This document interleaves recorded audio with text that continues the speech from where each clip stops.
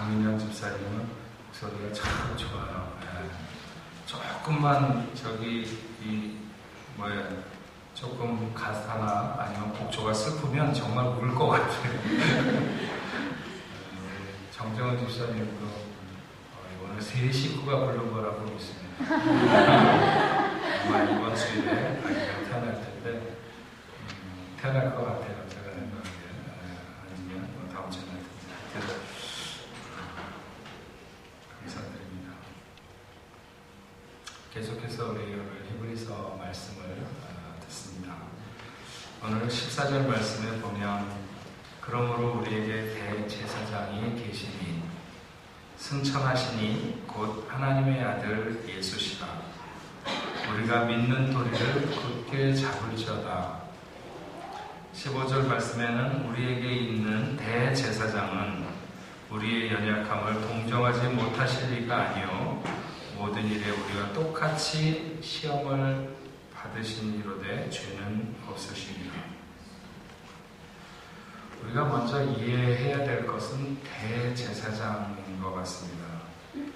이 대제사장이 14절에서는 승천하신 분이라, 그리고 15절에서는 우리의 연약함을 충분히 동정하시는 분이시다.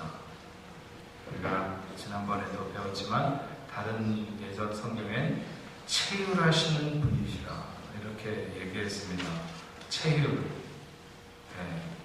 마음이 아니라 몸이 먼저 아팠다. 마음이 아파해야 될 상황에 대해서 마음이 아프기 전에 몸이 먼저 아파한다. 아무리 마음을 굳게 먹고 마음을 달래려고 해도 그 마음이 떨리고 아파오는, 몸이 떨리고 아파오는 이런 것을 가리켜서 체휼이라. 아기와 엄마가 서로가 서로를 잘 알고 서로 필요해도 엄마가 아기를 아는 것만큼 아기가 엄마를 아는 것은 아닙니다. 그 필요에서도 마찬가지죠. 엄마가 아기에게 있어야 할 것을 아는 것과 아기 스스로 자기에게 필요한 것을 아는 것과는 다른 것입니다. 우리의 대제사장 되시는 하나님의 아들 예수 그리스도는 우리의 연약함을 샅샅이, 우리의 유혹, 우리가 넘어지기 쉬운 그런 문제들도 샅샅이 아신다. 우리가 넘어지고 쓰러질 수밖에 없는 것도 아시고 왜 넘어지는지도 아시고 그런 것에 우리가 어떤 존재인가 하는 것도 아신다는 거죠. 아신다고 하는 것은 무엇인가 해결책을 가지고 계신다고 하는 의미이기도 합니다. 그렇게 연약하고 시험당하는 우리를 도우실 수 있는 힘이 있으시다고 하는 것을 말씀하는 거죠. 그래서 우리는 예수 앞에 나가는 것입니다. 늘 예수 앞에 나가야 되는 것이죠. 낭패와 실망 당한 뒤에 예수께로 나갑니다.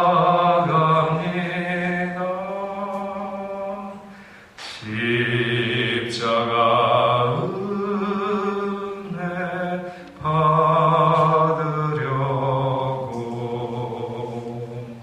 주께로 갑니다.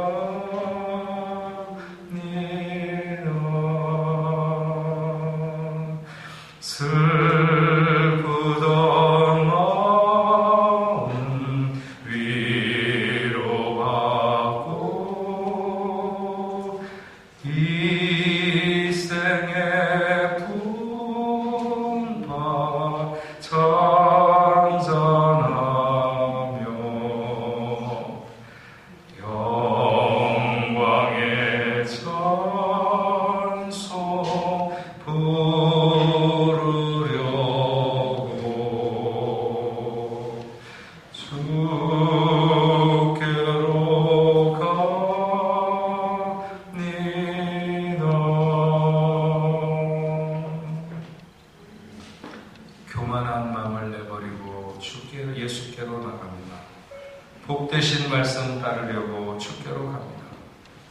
실망한 이 몸 힘을 얻고 예수의 크신 사랑받아 하늘의 기쁨 맛보려고 주께로 갑니다.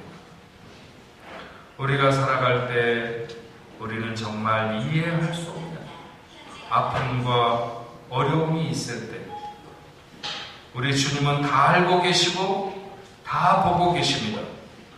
주님 앞에 해결책이 있습니다. 주님이 우리를 도우실 것입니다. 아주 충분히 도우시는 주님이십니다. 그 대제사장 되시는 예수님께서 승천하셨다. 신앙생활을 하는 사람들 중에요, 부활은 믿는데 승천을 믿지 못하는,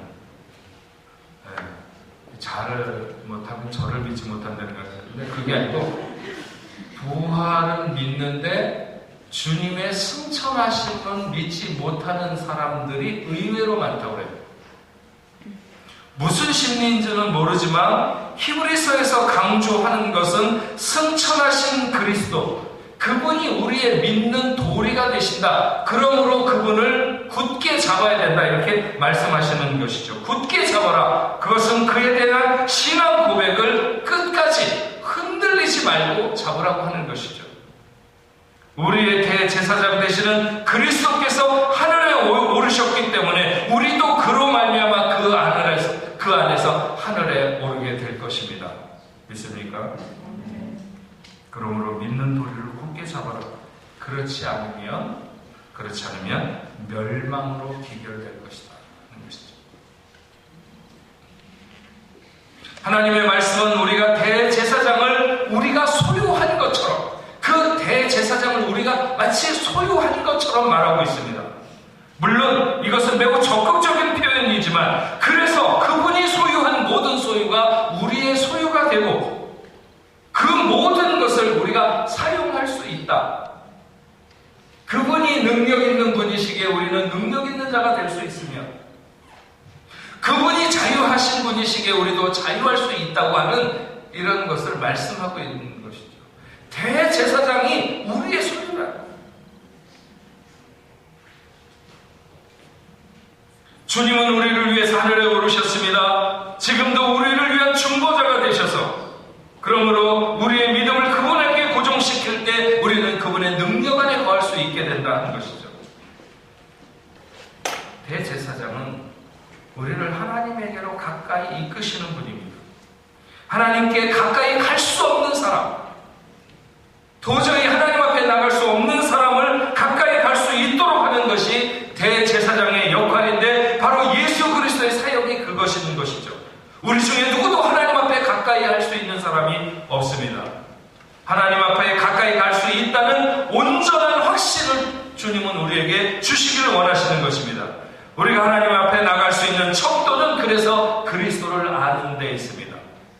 그리스도를 바로 아는 속에 하나님께 나아가게 되고 종일토록 그분과 교제할 수 있게 되는 것이죠. 하나님의 임재를 느끼고 우리의 내면에 흘러드는 생명을 우리가 알 수 있습니다. 우리를 충분히 아실 뿐만 아니라 또한 긍휼하심으로 따뜻하게 보시는 주님, 그런 분이 계시다고 하는 것이 우리에게 얼마나 감사한 일인가. 제가 가끔가다 우리 교회 자매님들에게 그런 얘기를 해요. 세상의 모든 남편들은 자기 부인 한 사람만 믿어주어도 이 험한 세상을 살아갈 용기를 갖는다고.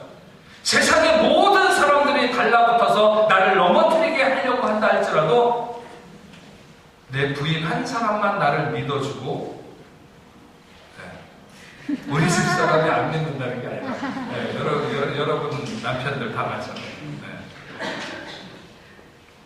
자기 안에 한 사람만 믿어주어도 세상을 헤쳐나갈 용기를 갖는다고 하는 것이죠. 밖에서 얼마나, 물론 여기에는 자매님들 중에 나와서 일하시는 분들도 계시지만 얼마나 힘들고 어려운 시간을 보내는지 집에서만 있는 아내들은 잘 모를 수도 있습니다. 집에만 있는 남편도 잘 모르고. 어쨌든 그래도 그냥 자기 편이 되어주고 믿어주는 것만으로도 힘을 내서 세상을 넉넉히 이기며 살아갈 수 있다. 근데 우리 주님은 어떤 분이신가요? 누구에게도 말할 수 없는, 누구에게도 보여줄 수 없는, 보여주기를 원하지 않는, 그럼에도 불구하고 우리의 모든 것을 하시고 우리의 입장을 헤아리시고 동정하시는, 충분히 동정하시는 그런 분이라는 거죠. 체율. 예. 우리가 아파하기 전에 그분이 먼저 아파하는 거예요. 아이들이 너무 열이 오르고 그러면 어린 아이 때는 그냥 까부러져가지고 그냥 뭐라 그럴까 이렇게 지쳐서 그냥 완전히 넘어져 있으면 그 아이는 뭐 그 마음이라든지 뭐 이런 게 작동할 수도 없겠지만 그 아이를 내려다보는 그 엄마의 심정은 무너지는 거죠. 차라리 내가 아팠으면 좋았을 텐데 막 그러고 싶은, 그럴 수만 있다면 얼마나 좋을까 하는 이런 아픈 심정, 이걸 체율이라고 그러죠. 우리가 아파할 때 같이 아파하시고 우리가 슬퍼할 때 같이 슬퍼하시고 우리가 방황할 때 더 안타까워하시면서, 그러면서 우리가 손 내밀어 구원을 요청하기를 기다리고 계시는 주님. 언제 저가 손을 내밀 것입니다. 그분이 우리의 대제사장이 되시는 분이시고 오늘 하늘에서 우리를 위해서 중보하시면서 계시는 그분이라 이렇게 말합니다. 그런 분이 우리와 함께 한다고 하는 게 얼마나 놀라운 거죠. 뭐 남편이나 아내는 없는 사람도 있을 수 있잖아요. 그래도 그런 분들에게 우리를 도우시는 대제사장 되시는 주님이 계시다는 이 기쁜, 이 복된 사실을 잊지 마시기 바랍니다. 오늘 마지막 16절에 그러므로 우리는 긍휼하심을 받고 때를 따라 돕는 은혜를 얻기 위하여 은혜의 보좌 앞에 담대히 나갈 것입니다. 은혜의 보좌 앞에 담대히 나갈 것입니다. 그냥 나가면 되지 왜 담대히 나가야 될까요? 왜 담대히 나가야 된다고 말씀하셨을까요? 구약시대의 사람들은 하나님을 보면 죽는다고 생각했습니다.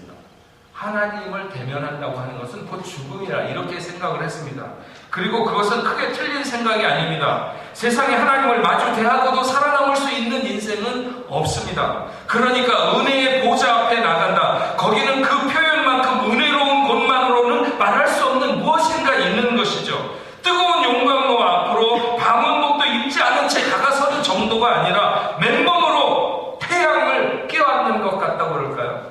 이런 것도 표현이 다 될 수는 없는, 표현할 수 없는 두려움이 본능적으로 찾아드는 곳이 바로 하나님을 대면하는 자리라, 하나님을 만나는 그 보좌 앞이라 이렇게 말할 수 있습니다. 그러니까 용기가 있어야 되겠죠. 아주 대단한 용기가 없으면 안 될 것입니다. 그러나 그 용기가 그냥 마음으로 지어먹는 그런 용기나 그런 배짱, 그것으로 될까? 아니죠. 히브리서 10장 19절과 20절 말씀에 보면 그러므로 형제들아 우리가 예수의 피를 힘입어 성소에 들어갈 담력을 얻었나니, 예수의 피를 힘입어 성소에 들어갈 담력을 얻었나니 그 길은 우리를 위하여 휘장 가운데로 열어놓으신 새로운 산 길이요 휘장은 곧 그의 육체니라. 우리가 무엇으로 성소에 들어갈 담력을 얻는다고요? 예수 그리스도의 피를 힘입어서 은혜의 보좌 앞에 나갈 수 있는 유일한 길, 우리를 담대하게 하는 길이 바로 예수 그리스도의 피를 힘입는 것입니다. 그 예수의 피가 우리를 살게 하는 것을, 자신을 살게 하는 것을 모르는 사람은 아직 예수를 믿는다고 말할 수가 없습니다. 어떤 사람은 예수를 믿는 게 착하게 살라는 것 아니냐고 말하는 사람들이 있잖아요. 어떤 사람은 예수를 믿으면 마음이 편해지는 것이 아니냐는 사람들도 있습니다. 예수 믿으면 착하게 살고 예수 믿으면 마음이 편안해질 수 있지만 예수 믿는다고 하는 것은 그리스도의 피가 자신의 힘이 되고 능력이 되는 것을 아는 것이죠. 예수의 피를 아는 사람들, 예수의 그 피를 힘입는 사람들, 그 사람들의 신앙에는 늘 감사와 감격이 있습니다. 다른 모든 게 부차적이고 가장 중요한 사실, 내가 능력이 되는 가장 중요한 사실은 예수 그리스도의 피가,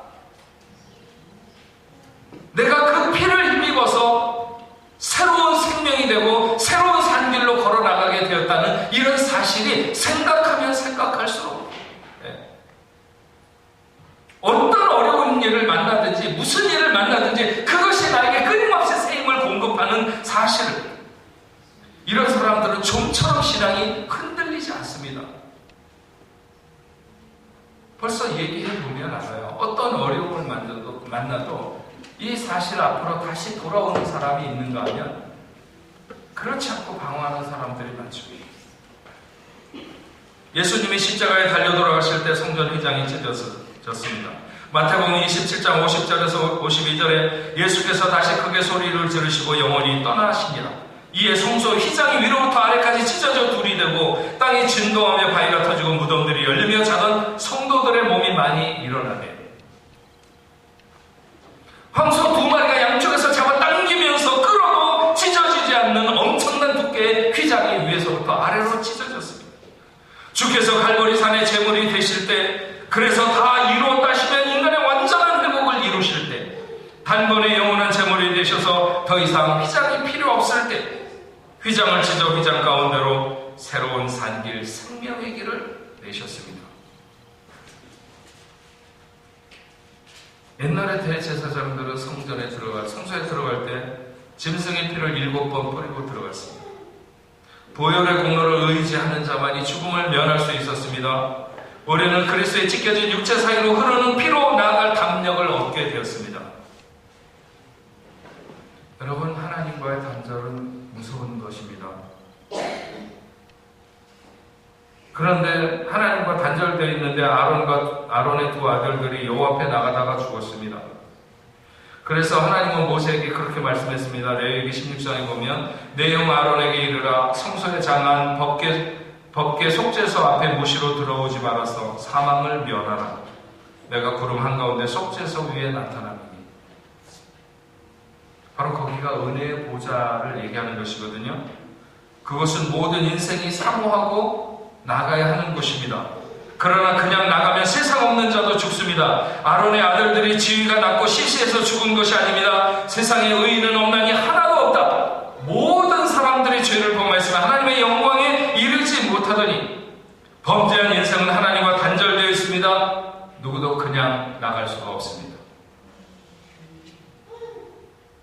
이스라엘 백성들이 오늘날에도 6.1 전쟁을 통해서 예루살렘을 되찾게 되는데, 그러나 그런 후에도 아무도 예루살렘 성전이 있는 곳으로 가지 못합니다. 그래서 이스라엘 백성들이 기껏해야 그 통곡의 벽, 거기까지 가서 다 거기를 붙들고 울기도 하고 기도하기도 합니다. 거기 바로 그냥 저도 위에서 오르락 내리락 하기도 했지만, 거기 바로 올라가면 그냥 10발자국이면 올라갈 수 있을 만한 그런 곳이지만 거기로 올라가지 못합니다. 왜 올라가지 못하느냐?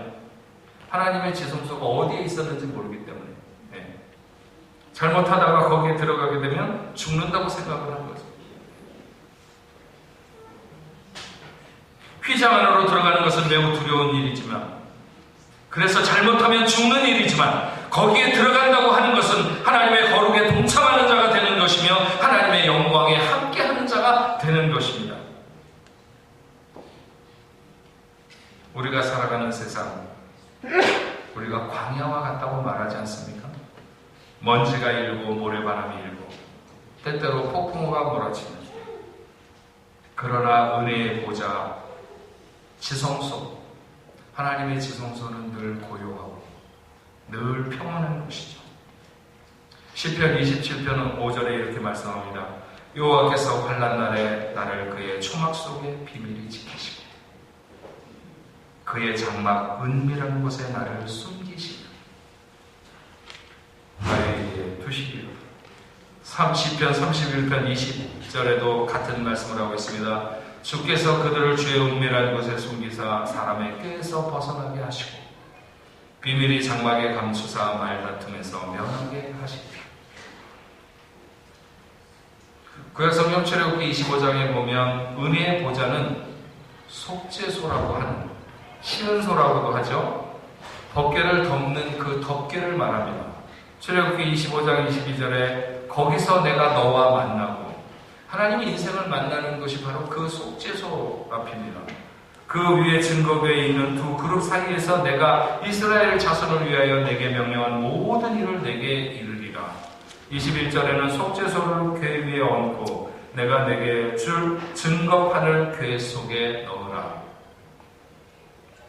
은혜의 보좌, 그 속에는 하나님의 말씀이 들어있습니다. 물론 이 은혜의 보좌는 오늘날 우리가 하나님께서 피로 값주고 사셔서 우리에게 주신 이 아름다운 공동체, 교회를 말합니다.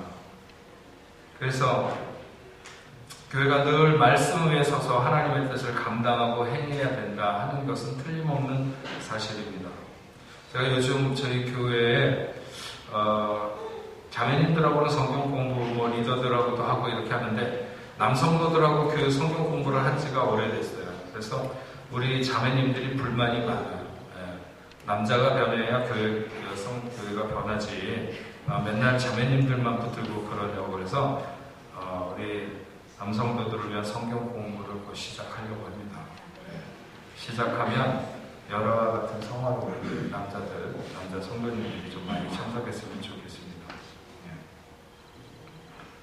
하나님의 은혜의 보좌는 오늘 주께서 피로 사신 우리의 교회를 의미합니다. 많은 사람들이 교회를 등지고 은혜의 보좌를 떠나는 사람들이 있습니다. 하나님은 오늘 교회를 통해서 말씀하시고 교회를 통해서 은혜를 주십니다. 하나님은 폭풍우 몰아치는 세상의 피난처로 교회를 허락하셨고, 교회를 통해서 우리가 새 힘을 얻도록 하셨습니다. 성경에 하나님의 자녀들, 성도들을 목자가 기르는 양에 비유하기도 하고, 때로는 군사와 같이 비유하기도 한다면, 저는 후자와 같이 되기를 원합니다. 세상에는 늑대도 많고 사자도 많으니까 양은 절대 밖에 나가면 안 된다. 그래가지고 교회 안에다가 다 몰아놓고 세상에 못 나가게 하려고 하는 것이 옛날에 그 교회의 생각이었다면, 우리는 그럴 수가 없습니다. 우리는 세상 속에서도 넉넉히 싸워 이기는 그리스도의 군사가 되어야 되고 참된 제자가 되어야 될 줄로 믿습니다. 그러나 무엇이 되든지 간에 그 중심축은 교회가 되어야 된다고 하는 것입니다. 교회를 떠나거나 멀리하면서 은혜를 누리고 하나님의 자녀로 힘있게 살아가는 사람을 본 적이 없습니다. 성경 학개서를 보면 그런 말씀이 있습니다. 성전을 짓는 것에는 턱없이 게으름이, 자기 집을 짓는 것에만 골몰하는 사람들에게 이렇게 말합니다. 학개서 1장 6절에 너희가 많이 뿌릴지라도 수확이 적을 것이며, 먹을지라도 배부르지 못하며, 마실지라도 흡족하지 못하며, 입어도 따뜻하지 못하며, 일꾼이 싹을 받아도 그것을 구멍 뚫어진 전대에 넣음과 같이 되느니라. 우리 교회 성도들이 좀 더 하나님 앞에 많이 드리고 좀 더 무엇인가를 열심히 봉사해야 된다고 강조하려고 말씀드리는 것이 아닙니다. 축복이 어디로부터 우리에게 흘러오는지를 알고 신앙생활을 하는 것이 중요하다고 하는 것이죠. 교회를 중심으로 해서 여러분 신앙생활을 해가실 수 있기를 바랍니다. 교회를 은혜의 보좌로 삼고 살아가는 사람이 되어야 됩니다. 한국에 보면 예전하고 다르게 이렇게 그냥 도시 자체가 한 번에 이렇게 뒤집히거나 막 이러는 경우들이 많이 있잖아요. 그래서 여기서 교회를 잘 하고 있었는데 도시계획으로 다 헐리고 그래가지고 교회가 이사갈 수밖에 없어가지고 여기 있다가 서울에 있다가 저 분당으로 간다든지 이렇게 교회가 옮기는 교회들이 있어요. 그럴 때 교회를 너무 사랑하는 사람들이 교회 근처로 집을 팔고 이사를 가는, 그래서 교회 옆에다가 집을 얻고 거기서 살아가는 이런 사람들이 있어요. 그런데 교회가 아주 크다 보면 한두 집, 서너 집, 열성당원, 열심히 있는 신자들이 그럴 수도 있다고 생각하지만, 그러나 어떤 교회는 정말 수십 가정, 아니면 더 많이, 그냥 교회에 수많은 사람들이 몽땅 다 그 동네 집을 팔고 교회로 가는 쪽으로 다 옮겨간다는 거예요. 그런 교회도 있대요. 그런 교회는 어떻게 목회를 하시는지 잘 모르겠지만, 우리가 늘 듣는 얘기잖아요. 교회가 너무 멀어서. 교회가 너무 멀어서. 교회는 늘 그 자리에 있었는데 뭐 자기가 멀리 집을 얻은 거지. 뭐가 교회가 멀어요, 교회가.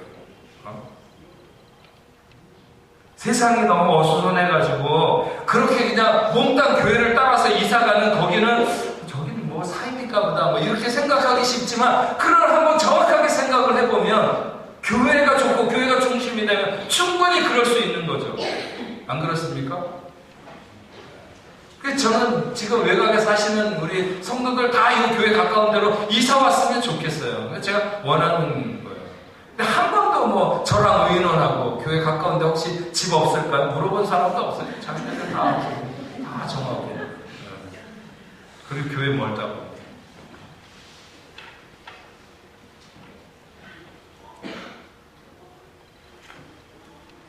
하나님을 만나고 그분의 긍휼하심을 입고 때를 따라 돕는 은혜, 너무나도 적합하게 필요를 맞춰주시는 은혜를 구하며 또 하나님의 권능을 체험하는 그런 교회 생활, 그런 신앙 생활 여러분 되실 수 있기를 바랍니다.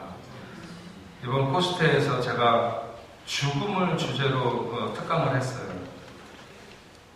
우리 사실 죽음을 그렇게 많이 대하지가 않잖아요. 근데 작년에 2번의 그 죽음이 있었어요. 제가 그때 여러분들에게 한 번도 말씀은 안 드렸지만 이 유가족들이든지 아니면 성도들이든지 그 죽음 앞에 당황하는 그런 모습을 제가 느꼈어요. 그러면서 생각했죠. 내가 너무 살기 위한 그런 말씀만을 중심으로 해서 목회를 해왔구나. 그리스도인에게 있어서 중요한 건 죽음인데, 제가 얘기했잖아요. 힐합정교회 세 파트로 나눠졌어요. 교회당이. 첫 번째, 두 번째, 세 번째. 처음에는 새가족 교육실, 두 번째 본당, 세 번째 사제들이 있는 첫 번째 방에는 온통 그 사람들은 그림이나 이런 것들을 가리키니까 온통 벽에다 수백 개 요만한 딱 요만한 천장에 요 네모만한 그림들을 갖다가 온 사방에 다 그려놨어요. 그 모든 그림이 다 죽는, 목이 잘려서 죽는 거, 불에 타서 죽는 거, 사자에서 뜯겨서 죽는 거, 기름솥에 빠져 죽는 거, 목을 매달아 죽는 거, 화살에 맞아 죽는 거, 창에 찔려 죽는 거. 그 온통 그 새신자 교육이라고 하는 것이 다른 것 아무것도 없고 예수 믿는 게 뭐냐? 죽는 거예요. 예수 믿는 게 뭐냐? 죽는 거. 절대로 그 방에서 교육이 끝나지 않으면 죽음에 대해서 나는 예수를 위해서 예수를 믿다가 죽어도 좋다 하는 것이 완전히 교육되지 않으면 다음 방으로 절대로 못 넘어가게 한다. 다음 방. 그 다음에 나가는 본당에 나가서 예배 못 드리도록. 거기에 교육이 끝날 때까지. 죽음이 완전히, 죽음이 아닌 것을 아는 때까지 교육이 되지 않으면 나도 그 사람들과 같이 죽을 수 있다면 영광스럽다고 하는 이런 생각이 들기 전까지는 그 다음 방으로 넘어가지 못하도록 하는 것이 그 사람들의 교육이에요.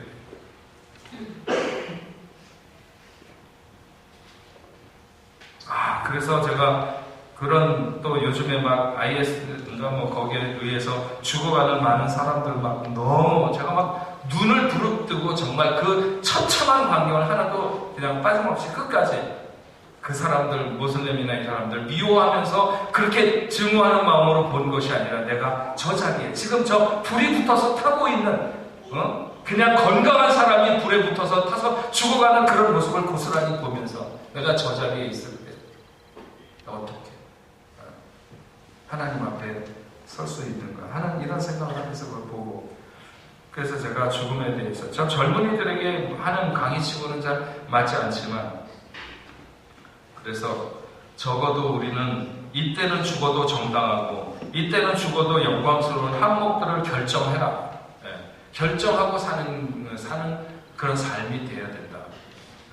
무조건 살아남아야 되는 살아남는 게 승자라고 하는 말이 있긴 하지만 무조건 그런 것이 아니라 이때는 죽어도 괜찮다. 이때는 내가 죽어도 된다라고 하는 것들을, 그런 항목들을 결정하고 살아라.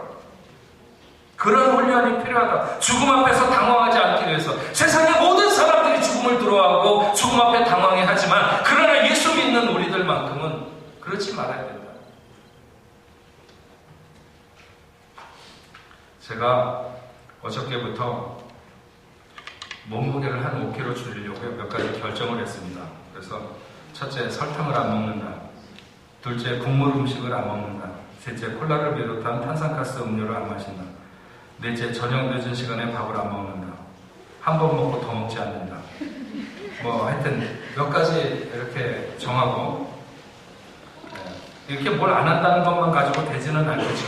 운동도 해야 되고, 걷기도 해야 되고, 여러 가지 해야 되겠지만, 어쨌든 저 나름대로는 몇 가지 이렇게 어저께부터 그렇게 해서 지금 지키고 있고, 그 어느 시점까지 내가 만약에 그렇게 5kg를 못 빼면 누구에게 밥도 사겠다, 이런 걸 다 결정을 해놨습니다.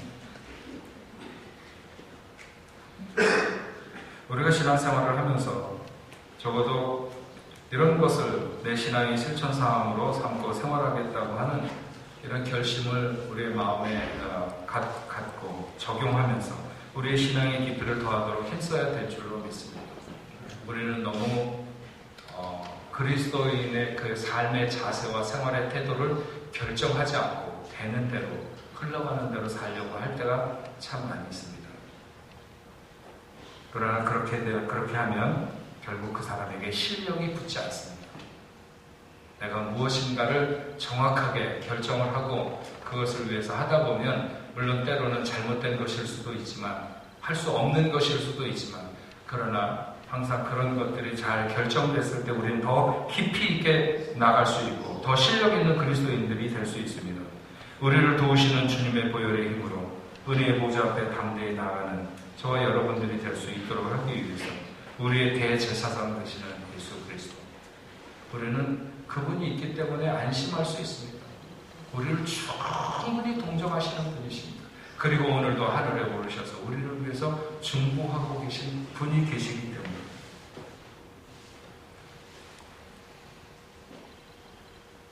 주님의 은혜의 보좌 앞에 담대히 나아가서 주님의 능력을 우리의 능력으로 삼고 험한 세상이지만 믿음으로 넉넉히 승리할 수 있는 저와 여러분 되기를 주님의 이름으로 축원합니다. 기도하겠습니다. 하나님 아버지 감사합니다. 은혜의 보좌 앞에 담대히 나아가라. 은혜의 보좌 앞에 담대히 나아가라. 우리의 생명, 우리의 새로운 길이 거기에 있고 우리의 능력, 우리의 힘이 거기에 있는 줄로 믿습니다. 하나님, 우리는 결코 그 은혜 보좌 앞에 나갈 수 있을 만한 그런 힘과 자격이 없지만 그러나 그리스도께서 우리를 위해서 흘리신 그 보혈의 공로, 그 힘을 의지해서 우리가 주님 앞에 나갈 수 있는 줄로 믿습니다. 우리 오늘 저희 교회 3부 예배에 함께한 당신의 사랑하는 모든 자녀들 넉넉히 정말 그 예수의 피를 힘입어 주님 앞에 그 은혜의 보좌 앞에 나갈 담력을 얻는 당신의 사랑하는 귀한 자녀들 되게 하시고 또 새롭고 산 길, 생명의 길을 걸어갈 수 있는 하나님의 귀한 자녀들 다 될 수 있도록 주여 도와주옵소서. 우리가 살아가는 세상이 우리의 힘으로 능히 살아낼 만한 그런 세상이 못 되는 것을 우리도 잘 알고 있습니다. 그럼에도 불구하고 우리가 두려워하거나 떨지 않는 것은 주께서 우리와 함께 하시며 우리의 대제사장이 되시는 그분을 향한 우리의 믿음의 끈을 놓치지 않게 하시고 넉넉히 주님과 더불어서 어떤 일을 만나든지 어떤 환경 속에서든지 예수를 고백하며 믿음으로 살아가는 하나님의 자녀들 다 되게 하여 주옵소서. 예수님의 이름으로 기도